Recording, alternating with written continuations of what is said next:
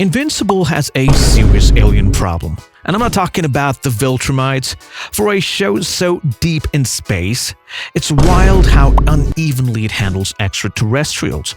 Some get rich arcs, others are just humans in blue paint. So what does make an alien feel truly alien? And why does it matter to Invincible's story? Viltrumite, aliens as mirrors. Let's start with the obvious. The Viltrumites. They look like the most human of any alien in Invincible, and that's exactly what makes them so disturbing. Nolan Grayson doesn't look like a monster, but he is one. That's the point. The show uses this visual trick to force us to recognize human cruelty in alien form. The Viltrumites are humanity's worst trait weaponized, imperialized obsession with strength, genetic supremacy. They're terrifying not because they look different, but because they don't. What's clever is how the show slowly strips away their human facade. Nolan's rage during the train scene, Conquest's brutality when he tears in a mark. These moments reveal that the real alien element is their mortality or lack of it. They look human, but they think like conquerors. That dissonance is what makes them work. But beyond Nolan and Mark, the Viltrumites start to lose impact. Fans have pointed out that characters like Conquest don't get enough screen time to feel like a real threat. The pacing rushes past their menace. Visually, the show also tones them down. The gray suits, the lack of facial detail, they just blend in. Compared to the comics, the animated Viltrumites feel less distinct and far less terrifying. Coalition aliens, aliens as diversity. In stark contrast to the Viltrumites, the coalition of planets gives us aliens that look nothing like humans. Alan the Alien, the Unopans, and dozens of background species showcase incredible visual diversity. But here's where Invincible gets clever. Despite their strange appearances, these aliens often embody the most human values in the show. Alan, with his pink skin and antenna, becomes one of Mark's closest friends and most loyal allies. The Coalition, a blend of vastly different species, champions unity, democracy, and resistance to tyranny, principles we often label as uniquely human. Funny how that works. Tap like and subscribe if you're into stories that flip the script and make you question who the real aliens are. What makes this dynamic so gripping is that the inversion it delivers. Those who look most like us often show the least humanity, while the strangest faces reveal our most noble traits. It is not just stylish world building, it's a challenge to how we judge others by appearance. Invincible pushes viewers to rethink what being alien truly means. It is about how someone looks or how they think and act. However, the Coalition aliens get little development. Their cultures and backstories are barely touched. They often serve the plot rather than stand as full characters with independent goals and perspectives. The potential is there, the time rarely is. Sequids, aliens as existential horror. Now let's talk about the Sequids, because they represent something completely different. Unlike the Viltrumites or the Coalition aliens, the Sequids aren't meant to be understood or related to. They're pure alien otherness, a hive mind parasite that taps into existential horror. Remember when they took over the astronaut? The body horror, the loss of identity, the total erasure of self? That scene wasn't just for shock value. It played on deep human fears about losing autonomy and individuality. The Sequids aren't villains you reason with. They're a force of nature that challenges what it means to be human.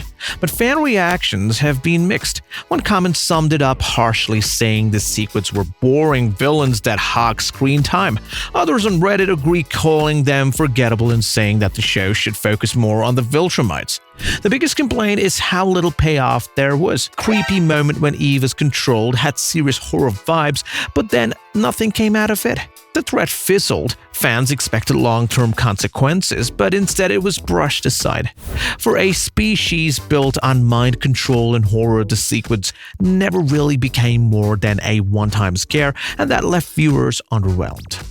Martians, aliens, and missed opportunities. The Martians first appeared in Nolan's flashback on Mars. Fans generally liked that sequence but considered it a one-off. A few noted that the show's ending of that scene felt low-key. Instead of a grand sacrifice, Mark simply flies the Martian away. Some fans comment that they were disappointed that no dramatic tribute or explosion for the Martians, even though the series spared Mark from having to massacre them. Beyond that episode, Martians disappear. In the comics, Mark later meets and falls for a Martian woman, Amber, Ghost, and learns about their society. Viewers who know the comics mention this absence. They feel the show has not built any Martian culture, it's merely a prop in one flashback. Fans hope that if the series continues, it will address Ghost's people or give more screen time to this race. This represents a larger issue with how Invincible handles its alien worlds. They often feel underdeveloped, serving as backdrops rather than living, breathing societies.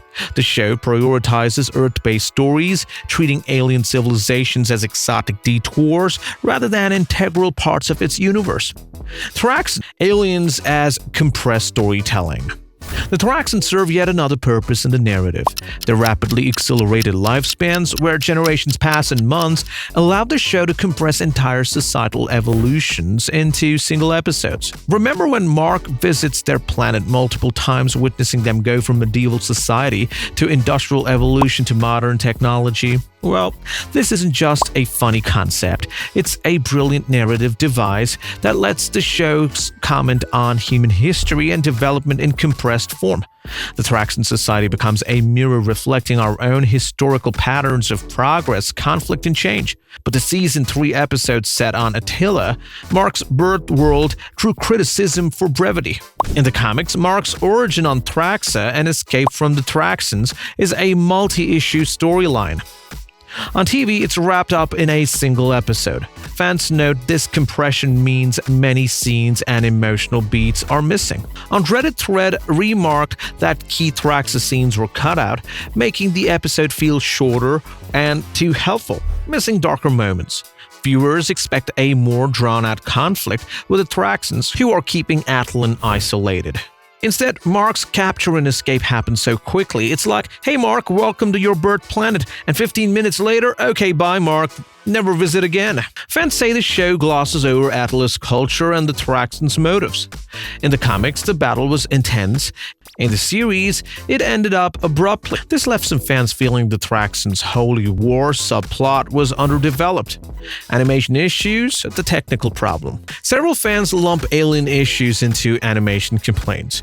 Some note that many alien backgrounds and models look stiff or low detail. For example, commenters have pointed out that the Martians in spacesuits simply stand there and don't move during the Mars fight, making scenes feel static. Others compare the show unfavorably to full 2D animation, saying the hybrid 3D-2D style makes aliens and effects look less fluid. This is particularly noticeable in Season 3, where production constraints led to a significant drop in animation quality. As one reviewer noted, the art and the animation are all over the place in terms of quality and consistency. The faces all seem off, and the animation seems rough and cheap, like a severe downgrade in quality from previous seasons. When you consider that Invincible's budget is only about $2.8 million per episode, compared to The Boys' $11.2 million, these limitations make sense.